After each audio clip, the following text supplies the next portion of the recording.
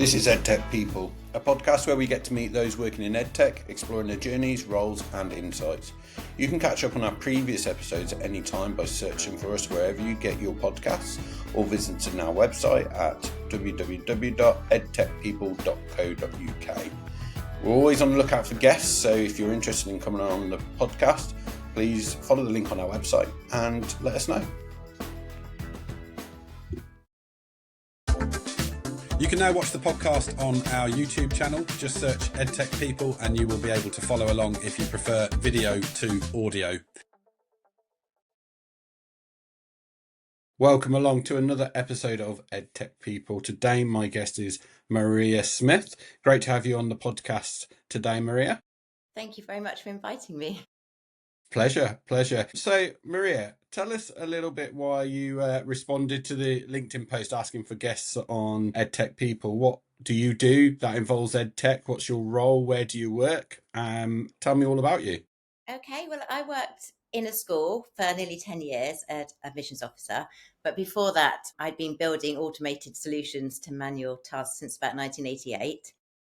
And then I started working in a school because I had children and I needed the part-time and term time, like lots of women who work in school offices. And on my first day, I just remember thinking I'd gone back to about 1985 because it was just paper everywhere. And I remember phoning the local authority and said, is there software? Is this it? And the lovely lady from admissions at local authority said, oh no, as high tech as it gets is emailing a PDF. That's it, but it still had to be printed out and posted. And I was just amazed that it seemed like the education world seemed to have got left behind with everything else. So I loved Sims. I still love Sims. I'm a huge fan of Sims as a techie person. But what I found really frustrating is I couldn't get any of the information into Sims.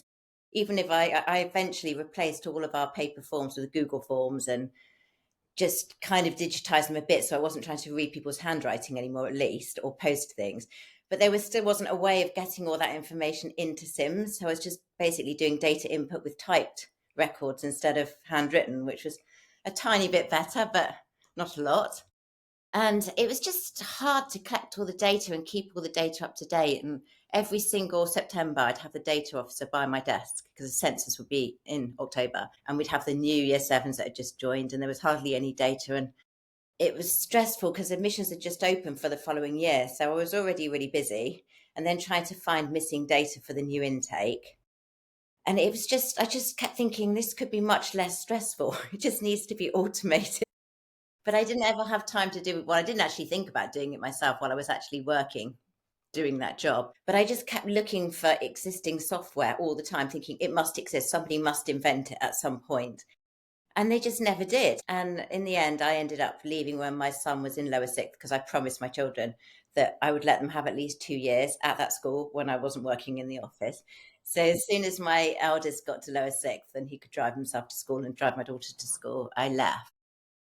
And then I ended up having lunch with my former colleague who does sixth form admissions. And we were just talking about my replacement and how funny it was that the ad for my old job didn't mention any of the admin. And I think if you actually advertised an admissions officer's job, how it really is, nobody would ever apply for it.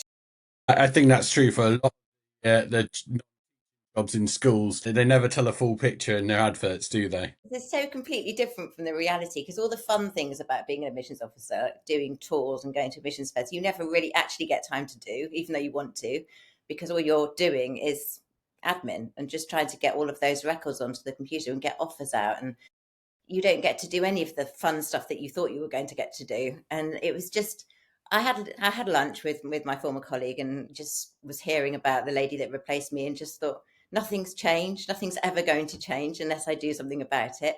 So I got back from that lunch and I got a piece of A3 paper and a Sharpie. And I just did a kind of flow chart of how I thought this software would work if it existed. And I was just on a roll with it then. I just thought, if I don't do this, no one's going to do it. Yeah. So I just kept going. And I think within about 4 days, I thought of the name and designed my logo and registered it at Company's House and had my web domain.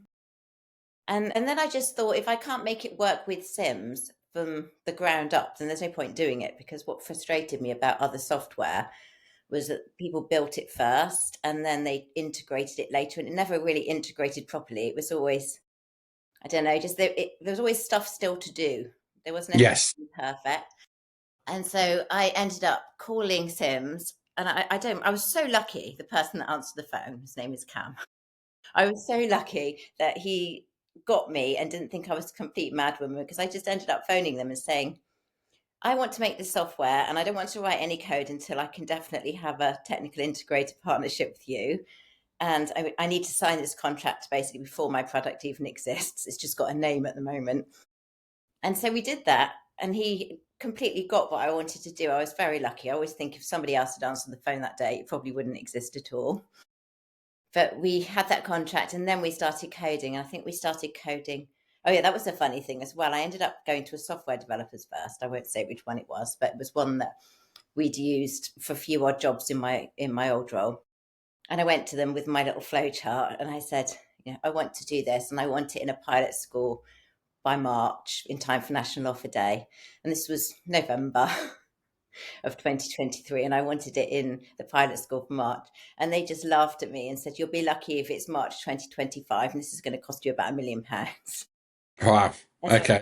Okay, we'll do something different. And I thought, I can do this, and it's not going to cost £1 million, so I'm going to have to just do it myself. So I ended up just going back and doing the whole wireframe by myself, and all of the logic of how it was going to work, every single bit, even though I couldn't code that level myself. I'm a sort of high level HTML JavaScript type, not the integrated deep proper programming that I would have needed for it. But in the end, I found a really good developer, and he kind of got the way that I worked. I said, I can't outsource this to you as a job, because I will change my mind every single week about what I want and how it's going to work and how I've got better ways to do things. So I just need a team that I can adjust as I need to, that will just work on time-sheeted hours for the month. And I can meet with them every Friday and say, this is what you're doing this week, and not get cross with me. And so that's what we did. And it was amazing how it grew. And then as I predicted, I was always going to have it in a pilot school by National Offer Day, which we did. And we didn't put it in the school I used to work in, because I knew it would work really well there, because that was the school that I knew and the systems that I knew and the parents I knew. And I was trying to find a school that had different problems than the ones I'd experienced, parents that didn't speak English, lack of parental engagement generally. I wanted a school that was a challenge, and I thought, if we can make it work there, I'm not going to come across these problems later when I'm selling it. And so I think we installed it on the 11th of March, just before the National Offer Day acceptance deadline.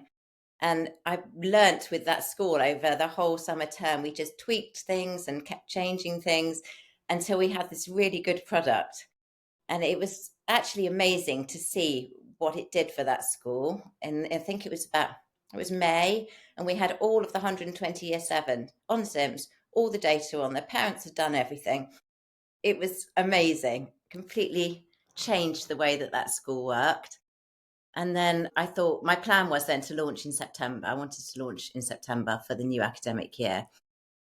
But I wanted to get the accredited technical integrator badge from Sims so that it wouldn't look like something I built in my bedroom. I wanted to sell it and it looked legitimate. So I went to London and I did this, I think it was about 4 hours long technical demo of the software to the tech team at Sims, and they thought it was amazing. And they said, I think you need to talk to our commercial team, which was completely out of the blue. Like, I hadn't even launched. It was pre-launch. So we ended up having this commercial meeting in August that I was going to launch in September. And then in the end, I just delayed the launch because I thought I might as well launch it as a partnership product and it'd be late, rather than launch and then have another launch as a partnership product. So by the time we'd gone through all the contract and everything, it was about the end of November. And then all the schools were breaking up for Christmas. So I thought it was kind of a bit of a damp squib, that launch, because nobody was interested in buying software about 2 weeks before they broke up for Christmas. No. Yeah. In January, and we did bets, and it's gone a bit crazy since then. It's really amazing how quickly the word is spreading and schools are recommending other schools. It's exciting for me to see the difference it's making. All these schools keep emailing me saying, what did we ever do before this existed? Which is exactly what I always wanted. Yeah, that's such a brilliant story, and how you've gone from that idea and seeing the problem and turning and creating a solution. And I think there's some really interesting points in there that I'd love to delve into. I think the first thing that stuck out to me is that comment about how stuck in the past the office was and all the paperwork, and email being the most advanced form of communication in schools. And so, if I'm right, the product, collects information for parents for new starters and inputs that across into Sims, amongst other things, I'm sure. So it's really that first experience for a parent of a child coming into a school and to collect information and for them to interact with the school. Would that be right? It is, yeah. It doesn't only do that, it's an automated workflow system, because the one thing that I wanted was not just to, because all of these other software products, they just do one thing. So if you buy admissions software, it does admissions, which is great. And then that's it really for another year. There's nothing else to do with it in the meantime. And then there was separate school trip software and medical software. And I thought, I just want to make a product that does everything. So it would do admissions and then it will carry on being useful. Ah, right. Okay. So it does all those different. Yeah, so it's flexible. So you build your own workflows. It has loads of different templates, and you can build automated admissions workflows, automated school trips workflows, or medical workflows. Any admin task you can think of, you can build a workflow for really quickly and easily. And it's completely automated, so the school never ever has to do any data input. It starts with a parent, and they do it, and then it creates a Sims record, and everything is done manually. So you don't have to do anything manually. Even the status change as it goes through the admissions process happens automatically. So it's really a game changer then, because as you say, in these admin offices, paper pushing, emails, using hundreds of bits of different software, and that's not too much of an exaggeration, is it? In these offices, as you say, you've got so many different platforms to use, and some integrate and some don't. And then the start of September in an office, well, really way before September, you're migrating everything up for new students going to new year groups and everything like that. So you were faced in this office with all this technology doing different bits and no link between them, and no easy link to parents to get the key information. And when you did that, it had to be a manual process, which meant there was a lot of time taken to put it in to the system. And so this solution that you've got here sounds like just a dream, really, for those working in the office, and really sums up what we want tech to do in education, to make people's life a little bit easier where it can. And you say, so you attended BET, and you've had a lot of interest from schools, and it's kind of taken off. It really has. I feel like I completely jumped the startup stage. I was never a startup. It was quite strange, actually. I went from not existing to being a Sims commercial partner to being in the middle of the management solution hall at BET. Whereas the Right. year before, in January, I hadn't even got a product. It was still not even an MVP at that stage. And I remember going to BET, and I booked my stand for the following year. And I didn't even have an MVP. I had like just some code. And I booked this stand, and I think they thought I was completely mad. I said, I will have a product by next year, and I will have customers by next year. And I think they thought I should be in the startup pod, and I was like, no, I'm going to be in the management solutions. Wow. And so I booked it, and we were there. We were right next to Parent Pay and where everybody else was. Where I needed to be, I didn't want to be in one of those little startup pods that I knew nobody would even come and visit. I thought I'd have to make a big splash. And it was just funny because everyone was like, where did you come from? How did I know about you? And it was fun. I enjoyed the fact that we were talked about a lot, because we seemed to appear from nowhere as this fully formed company that were a commercial partner of Sims when nobody even knew who we were.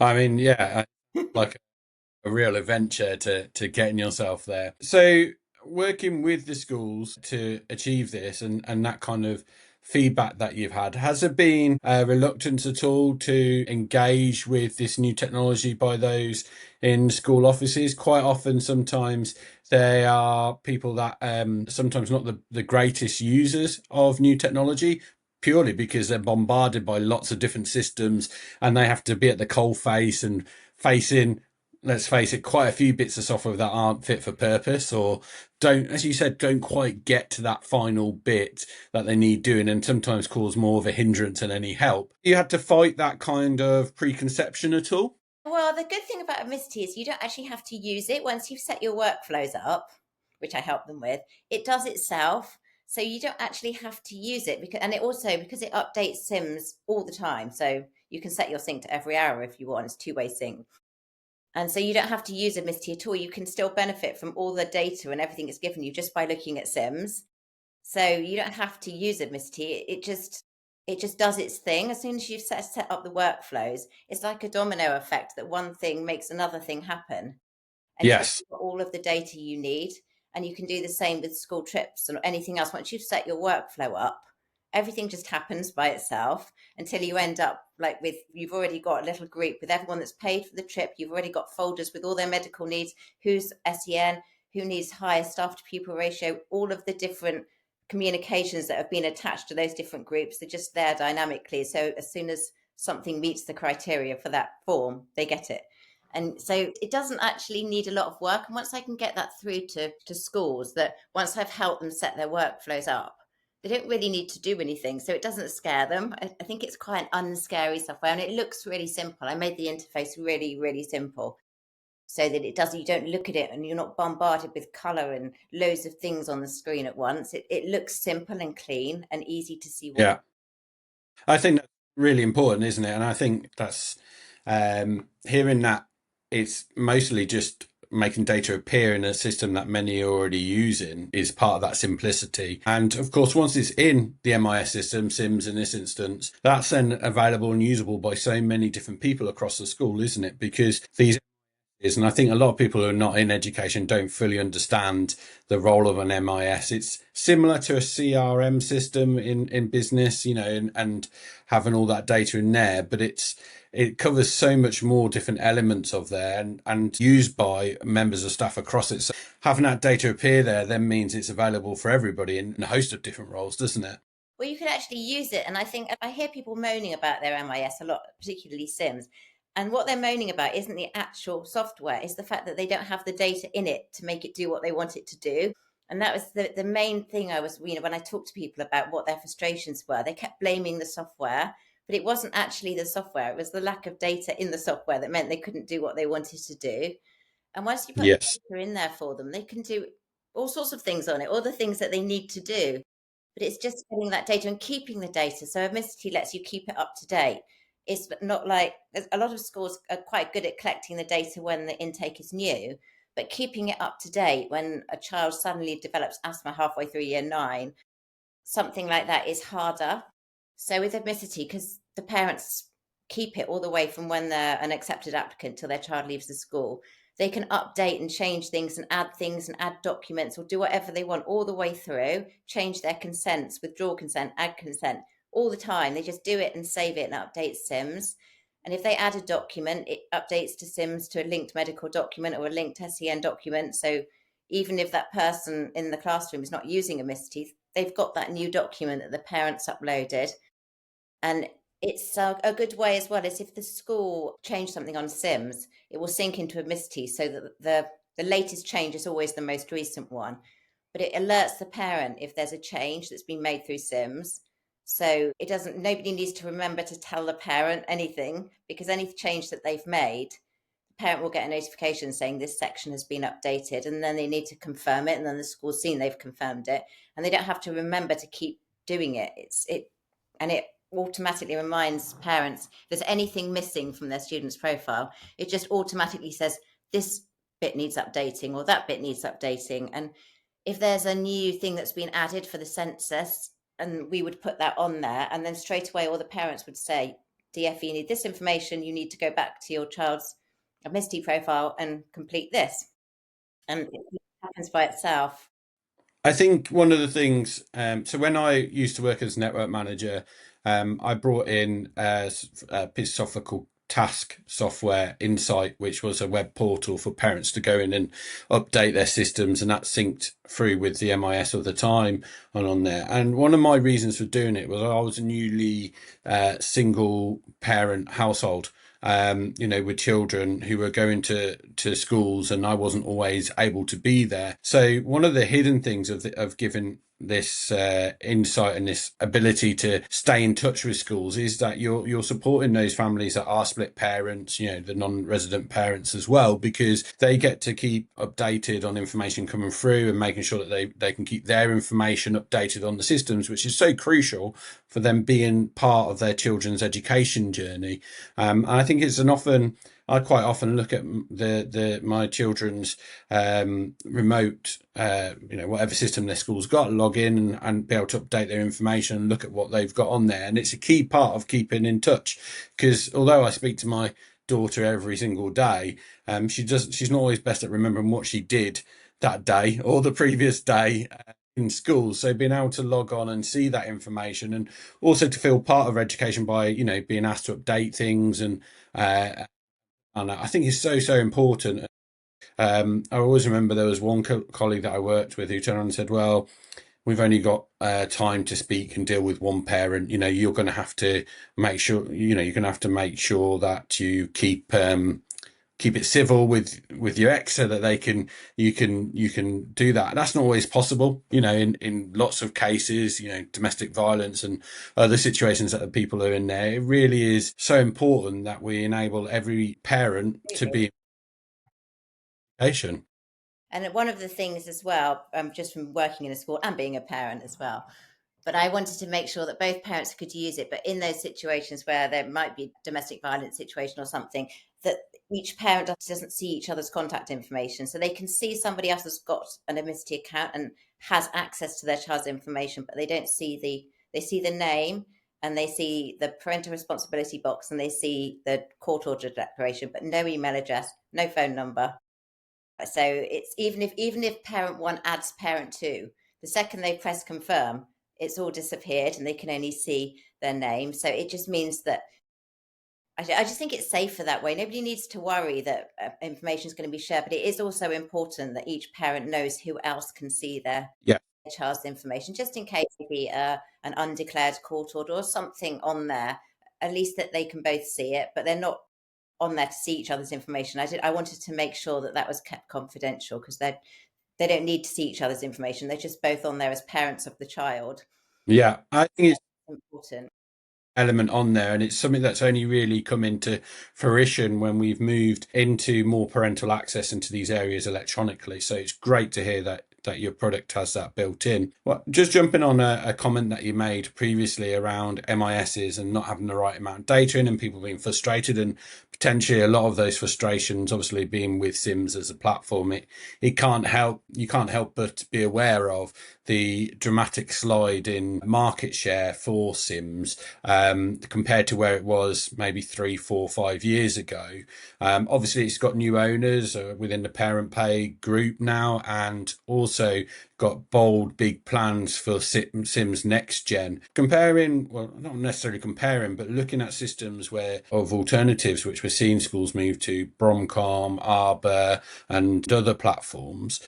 Is this something that you still feel will be relevant and can further develop that? Are you confident in Sims Next Gen as a product that it's going to still benefit from this kind of input? Absolutely. I mean, I love Sims, and as a techie person, Sims is a superior platform. It has a lot of functionality, but it's just not very user friendly, and it's not very pretty. So Admicity gives it this cloud-based interface. It just sits on top of it, and so what the parents see is just the lookup list from Sims, and the same with the staff. They don't see the clunky platform. They get to update it, but it's really easy to use. It sits on top of it, and it kind of uses Sims 7 as a back end. And so that's your database. Really easy. And then as soon as schools have that, even the schools that were thinking about changing, once they have Admicity, because they don't want to lose Admicity, and I'm not planning on integrating with anyone else, makes them want to stay, which is really good, because I think Sims I don't know, I just thought it was a bit unfair the way people talk about it, because the actual product itself functionally is really good. It just needed a facelift and an update and to be made a bit more user friendly, which Admicity is done for it. It literally just sits on top of it. So every area that you go into is the school SIMS lookup list. So every Admicity looks completely different depending on the school.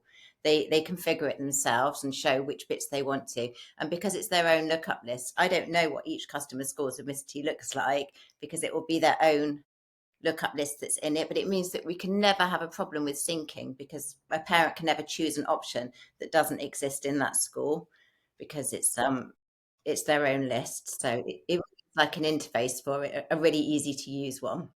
I think that's such an interesting point there about, I agree, as a techie, Sims, I've always managed to get it to do what I wanted it to do, or to get the information out that I needed it. And it's just that user friendliness. And I think even with, Arbor and Bromcom and other platforms, there wouldn't be a school MIS system without the work that Sims has done to get people there, because it was for a long time the 90+% market leader.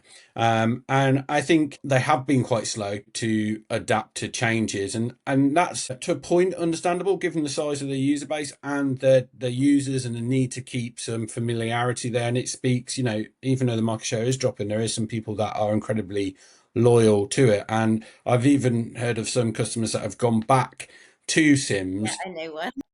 And I think the challenge, and Bromcom and Arbor and other products are not immune to this, is making such a complex system appear easy to use, with so many different user cases. And now it sounds like something with Admicity you've got all wrapped up there and working quite well, with schools allowing to do that because it's their data ultimately and their fields that they can use in it. But I do think it speaks to a wider question around what we're expecting these all-in platforms to achieve, and their user friendliness, considering how many different users that they've got to work with. As we said earlier on, you've got everybody from your data managers, exams, your trip organizers, your administrative teachers, TAs, all using it for different reasons, different user cases. So making sure that data is accessible is really, really important. And yeah, it's a very interesting time in that general MIS sphere. I think we've had a lot of products that have rapidly gone forward, but it'll be interesting how they keep moving forward, because I think, they've adopted a lot of features in there, but they're quite generalist, some of them. When I moved a trust of mine over to Bromcom from Sims, there's obviously so many different bits that you can use of it, and one of the areas that they wanted to use was around the safeguarding bit, but it never touched what, say, My Concern did or CPOMs did, because it wasn't focusing on that area. And I think one of the things that I always liked about Sims, not necessarily the Sims product itself, but it's all these bits that added onto it and did that element really, really, really well of it, and able to bring it all together. And of course, we don't have that going forward with systems like Bromcom or Arbor as much, because they're web-based. It's not as easy to integrate with them in. And so potentially, if, things went down that route and Sims still wasn't in the form that it is, we wouldn't have innovation such as yours, which is able to build on that platform and implement a solution that will make a real difference in those school offices, because it's tackling something that you've experienced as an end user and as a parent and stuff. Sorry to interrupt the podcast, and we'll jump back in shortly, but I want to introduce the sponsors who make EdTech People possible. All are recognisable brands to anyone working in EdTech. Smoothall need no introduction to those working in schools, with 1 in 3 in the UK using their internet filtering, which provides real-time filtering wherever a user is and on any device. They also provide Smoothall Monitor, which is an essential safeguarding solution which allows monitoring of devices and captures of schools. You can find out more about Smoothall Filter and Smoothall Monitor and the other advice and support they've got available at smoothall.com. Next up, Secure Schools are an education-only cybersecurity team working to help schools understand the security within their schools, and crucially provide support and training for those working within the school or trust. Recently, they have released their free cyber school tool, allowing schools to assess their cybersecurity easily by answering key questions and getting a dashboard with all their results. Find out more by visiting their website at secureschools.com. First Pillar provide extensive support to schools in a wide range of areas. Their founder, Emma Gray, is an experienced school business leader who now works to support schools in all their operational needs, leaving them to focus on educating. You can see all the services that Emma offers at First Pillar and some great blog posts by visiting her website at firstpillar.co.uk. Hello listeners of EdTech People, I'm Craig. When I worked in a school, I noticed how challenging it was for teachers to find and reserve shared spaces. That's why I created Classroom Bookings, an easy-to-use online room booking system. With Classroom Bookings, staff can reserve rooms at any time from anywhere. Designed for schools of all sizes, it supports multi-week timetables and flexible period times. Plus, the cloud service is priced at just £149 per year with no limit on the number of rooms or users. Try it free today or find out more at classroombookings.com. Yeah, I think definitely from both. I tried to make something that was as easy for parents to use as it was for schools. And the feedback we get from parents is amazing as well, because parents love it. That's brilliant. How are you finding current financial situations in schools? Do you feel software like yours that has this ability to save costs, save money, and make life easier for everybody involved? Are you seeing a clamber for this from schools, or? Yeah, I think there is a huge cost saving, but obviously it takes a while to convince them of that. But because the software is really cheap, because I didn't ever make this to become a billionaire, like I just wanted to help schools. So we have one cost, which is £2.50 per pupil. That is it. So if you're a tiny primary school, it's really super cheap. And those are the schools that never could buy software because it's always banded and they only get per pupil. And I just thought it was the fairest way to do it. Every single school gets funded per pupil. So if I charge per pupil, then every school can afford it. And yeah, definitely. the little tiny primaries, might hardly get anything, might get like £500, but I don't mind that because it's made a huge difference to them and they'll get offset by the bigger schools. And I don't really mind. I didn't want to make an unaffordable product. I wanted it to be like an easy financial decision for a school to make. And also, I don't.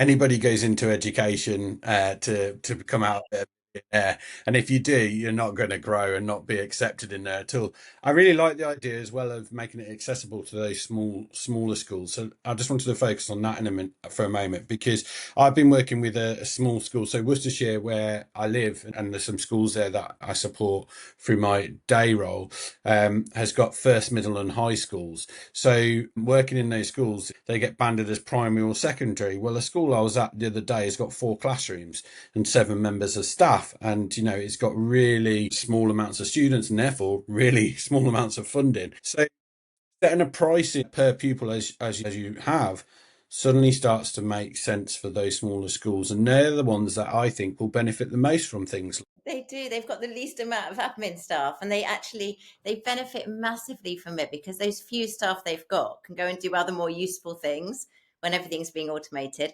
And software's never been open to them before, really. A lot of the really small ones. So even though they're like they don't get any less treatment. I do free training for all schools, unlimited as well. I never charge for training for support, and they don't get any less training or any less support than a school with 2,000 pupils. All of my customers are treated exactly the same. Yes, I like more you train them, the less work you actually have to do. Yeah. If they know how to use it, and also if they're advocating for the product as well within the school because they know the true worth of it, that's when you get your value add, isn't it? And better than most, I'm sure, that the best way to promote an education is word of mouth. Absolutely. So many of because I don't have a lot of money to spend on marketing. This is just my company. It's like fully owned by me. It's not some big corporate monster. I don't have money to spend on big sales campaign or marketing. And so it's a lot of it is word of mouth. It's just a school that's been happy with it, recommends it to another school who book a demo. And that's how I'm growing, really. And some LinkedIn posts that I do. But there hasn't been any big marketing campaign or anything because I'm not really in a position to do that at the moment. I have surprised things, like when I made my little AI avatar on LinkedIn and it got 4,000 views, and I think we got 15 demos in 2 days. That was just a, and I didn't mean to do that as a marketing thing. It was just, I was just playing with Synthesia and made this virtual me doing talking about Admicity, and I don't know what happened, but it just ended up with 4,000 views and loads of demos being booked. So that was just lucky. Well, you say lucky, but I mean these quirky little ways to get in there, and that faith that you had, to go to BET, which we all know in the sector is not a cheap place to exhibit. I was actually at the NAHT conference a couple of weekends ago, and I was on the stand next to EJ and Mia from BET, and I had some really interesting conversations with them both around the importance of and how that's changed over the years. So I've been going for probably 16, 17, 18 years now, and I know lots of other people have gone there a lot longer. So did you know about BET before you got into this sphere of software, or No, was I didn't even know about it until the December after it was December 2023, and somebody told me about it. I think it was maybe one of my developers, I can't remember, but somebody told me about it. And anyway, I thought I'd have a look, and there didn't seem to be any in between for people who weren't an educator but didn't actually have a product yet. So I phoned them. I said, look, I don't want to come in and pretend I'm an educator, because I'm not, but I haven't got a product yet. So could you just let me in free? And I promised that I will book a stand for next year. And they did, which was really good. So I just went wow. there and made contacts and met people. And I really enjoyed that first bet, because it was a completely new world to me. And I just went around talking to random people for 3 days and just trying to get myself known, because I didn't know the industry at all at that point. And it was just good for me to see which stands were popular and where they needed to be. And then I realized as well that I could build my own stand, and I didn't need to spend loads of money. So I built my own stand, did it at the Wow. Academy show as well. We just bought the shell scheme, and I did, because I always do my own graphic design as well. So I got all the things printed for the walls, brought the sofa from my kitchen chairs, my coffee table, a big rug, like literally a fairy lights for the roof, built it all myself with Becky, who my marketing manager. We just did it between us and didn't spend any money whatsoever on making it. And it That's looked good. great. I think it actually looked better than people kept saying. This is so cozy, because it looked like someone's front room, because it's basically my furniture. It was like my plants and my flowers and vases and my little coffee table and my sofa and my cushions. It did look like somebody's lounge. People said it was really nice to sit down, because all these stands with kind of chrome and really modern looking ones, they didn't have anywhere to sit or be comfy. And mine it had lots of chairs and cushions and a sofa. So people were just stopping to take the weight off their feet and staying for a bit and just coming to have a cup of tea, because we were right opposite Parent Pay. So they had their coffee and tea machine, and you could, like, 2 steps and you were on our sofa. It was actually worked out really well. That's good. It was nice, and I think that's going to be our thing now. I'm always going to build it myself, but make sure it just looks like a lovely little cozy place for people to come, little oasis in the middle of that big corporate hall for people. Yeah. I think one of the bits there that I'm going to home in for a minute is that you didn't know about BET working in a school beforehand, and then you did find out about it. How do we engage more of those people? And we all know those people working on the coalface in the admin office and doing a lot of those jobs are probably one of the biggest consumers of systems within a school and users of systems. Yeah, they don't know. They don't get invited. This is the thing that I found, actually, even at BET when I was exhibiting, that the people that come around aren't the people that understand what the problem is that my software is solving.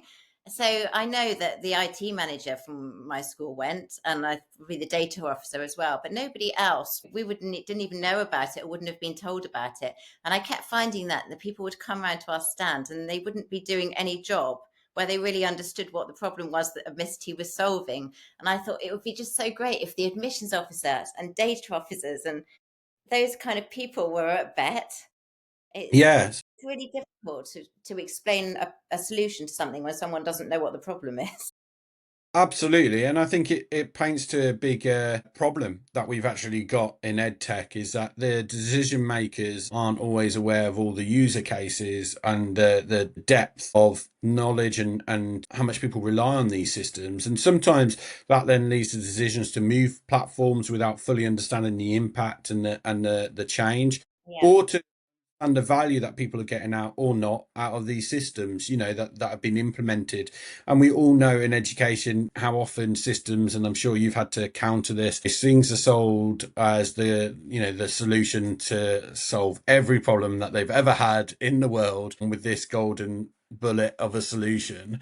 And then it turns out that either that creates more, or it doesn't quite do everything that it says it does. So I guess on a broad, given your experience now of being involved from both sides, how do we involve more of those people in the decision making and make them aware and see what's out there in the world that can help them? And you mentioned before about AI, and I think getting people understanding that is a real challenge. If you've got time to sit in leadership briefings and see product demos, then you're probably not the person who's going to benefit most from it, because those people are the people who are sat down in the offices doing the work every day. Yeah, I don't even know, because it's something that I struggle with. What I try and do myself is that I have this thing that I do every single night. Is I just go through LinkedIn looking for admissions officers and data officers. I just do it all the time and just add them. And even if only a third of them connect with me, at least I'm reaching them so that they're seeing what my product is and what it does. And hopefully then going to the SLT and saying, look, I've seen this really good product on LinkedIn. Could I have a demo? And that's really the only way that I've managed to do it. It's really difficult. And I had lots of IT managers that would come to my stand at BET. We had one Multi Academy Trust, and he was so upset that the CEO had made a decision to move all of their schools to Bromcom. He said, nobody even asked me. And I thought, decisions that they're falling for these really shiny presentations, and they're not the right people making those decisions. And the people that could have a really useful opinion on it aren't even being asked about it until it's too late. So trying to reach those people is important. So yeah, I try and reach IT managers, data officers, admissions officers, and I just search for them all the time on LinkedIn. And sometimes in a school, if I can't find the admissions officer or the data officer, I'll just add anyone, random geography teacher or maths teacher, just so that I've got that next step of connection. Then it releases loads of other people that it was only said LinkedIn member before. And then eventually you get to the right person. And then most of the time, once they've checked out, they always just view your profile and you can see that they have. And most of the time, those people will connect with me because they can see that I'm offering something that will make their life easier. And that's been so far the only way that I've managed to reach those people, because it is really difficult. They're never the people that seem to book demos, or it's really hard. And so I do try and say, if I have a demo booked and it is a CEO or a head teacher, just say, is there any way that your data officer can attend this demo, or the admissions officer could attend this demo? And if I can do that, it really helps. Yeah, I really applaud that, because I think those people need to be in decision-making processes, and in many places they are, but not every place. And I think that showcases the opportunity there for businesses such as yourself, where there is so much untapped, if you like. There are so many people that you could reach and that you perhaps you haven't been able to yet, because they're not able to see it. And that's got to be good for you in terms of future growth, but also clearly you're not somebody who's massively driven by profit and taking over the world. But there's so many people there left to help, and I think I think that probably drives you to keep going. Yeah, I had a really lovely demo today, actually. It was one of my favorite demos I've done. And the lady that I demoed to, she was so enthusiastic. And she just said, I'm in a Facebook group and it's all data managers. And I'm just going to tell them how brilliant your product is. And I didn't even know there was such a thing as Facebook groups with data managers in it. And I was so excited that she told me she was going to. I thought, I'm not going to be allowed to join that group, because they'll do some sort of questionnaire that only lets school data managers in. But just the fact she said to me, I just need to share this with everybody in this Facebook group. And I thought, this is how I reach people. I didn't know that's how I reach people, but it's just, but yeah, there's going to be other groups like that. And I didn't even know that these things existed. There were groups of exams officers and data officers and admissions officers that are all in these Facebook groups. Because I thought LinkedIn, but it isn't. There's a lot of Facebook as well, which I hadn't really thought of. Yeah, it's something that through Coursera, where I work, we have seen huge growth in head teacher groups and on different channels, and it's really interesting to see how social media has become such an important tool in terms of opening up these opportunities to schools and showcasing what's out there to all those peoples within, all those different roles within there as well. So it's been great to hear how you're going and friending everybody who works LinkedIn and will no doubt slowly take over the world through doing that. And now there's on Facebook as well, these groups that you've discovered as well. So I can only imagine the growth that you're set for the next. Join any of these groups, I don't think, though, because they're the gatekeepers will make sure that I don't get in. But I don't really mind that. I just No. told today that a data manager was going to share Admicity in that group. That's all I need, because they can do my website now. But I was really excited by that. I didn't know it was a thing. And she said there was about 5,000 members or something. So that would be amazing. I think it. Yeah, definitely. When I used to run before the MSP that I work for now, I was part of a trust, and we delivered traded services to other schools. And so it's always been part of my DNA, really, of that help somebody, not really in it for the business, not really in it for the money or anything like that. But it's because I believe in the education system and the importance of helping people in that education system, whether it is the students directly or anybody else involved in it. Because if you're helping them, you are going to indirectly help the students. So it's really great to connect with somebody who feels the same and is put a technical solution in place to offer that benefit that will ultimately trickle down and allow the teachers to spend more time with the students. Yeah, but that's exactly how I sell it to schools. I just say, while your staff are doing endless admin, they're not spending time with the students. It's exactly that. It's taking time away from the people that actually need it, the students that need it. And if a machine can be doing that while the teachers and the LSAs and everybody else and the support staff are spending time with the students while everything else is being done by a machine, it's much better for everyone. Everybody. Absolutely. Yeah. Try to tell schools all the time that you can repurpose your staff. You've got skills and talent and so many better uses of their time than doing data. Well, you're clearly an example of this.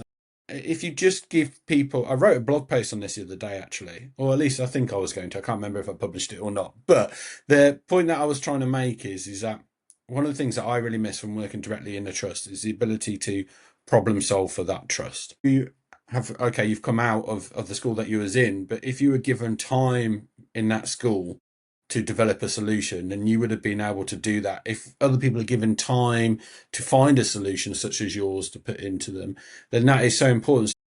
Generating something that gives people time to solve those schools' individual problems is vital, because we know no two schools are the same.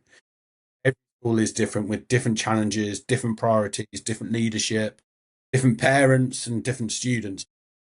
No one solution is going to fix it 100% every single time. But if you give people the time to explore, so that everything that they're using, they can look at all the options available to them, because we know a lot of software is probably only 40-50% used and utilized, and often other bits are brought in when you don't need to, because this can do it all and that on there. So it's really not only helping people, but giving people that time back, I think, is so important, and something that's missed so much. I just think if we could give people in some of those school leadership roles, school business leaders, office managers, that extra bit of time, certainly in those smaller schools, to explore what's out there to make everybody's lives a little bit easier, and to support them in doing that and not making decisions for them, then we could be much further forward with EdTech than what we currently are.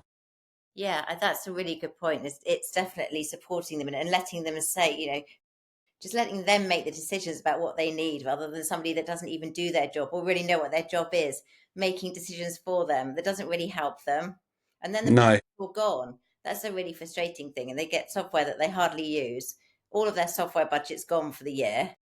And they have a product. And one of our primary schools was using another software product for admissions that they said was hugely expensive. And they only used it once a year.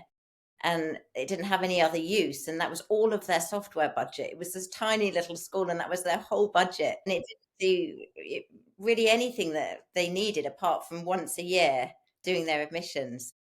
I think that's so common. It was really sad, and I was so pleased for her. Like they love Admicity because it's the complete opposite. It basically does everything with one product. But when I heard that, though, I just thought it was really sad. She said, we've had no other software for a year because this basically took all of our budget up for the whole school.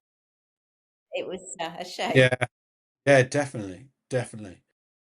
Okie dokie. Well, as I mentioned to you before we came into the podcast, just the common two questions that I ask at the end of every episode, and you pointed out that you've not been in a classroom, you was in the office, so I'm going to widen the pool for this question a little bit. We talk about something that really annoyed you, I guess, about ed tech or technology in the office or something there, and something that, as somebody now a bit on the outside, you might be more excited about seeing the opportunity that it creates in an office or in the school life. So I guess my first question is, what thing do you remember from your time in the school office that annoyed you the most?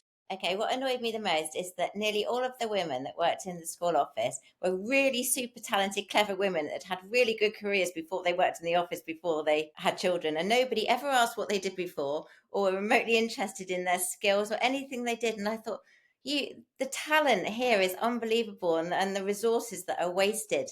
And nobody knows, because every single one of those women is invisible. As long as they're spending all day doing admin, they're just invisible.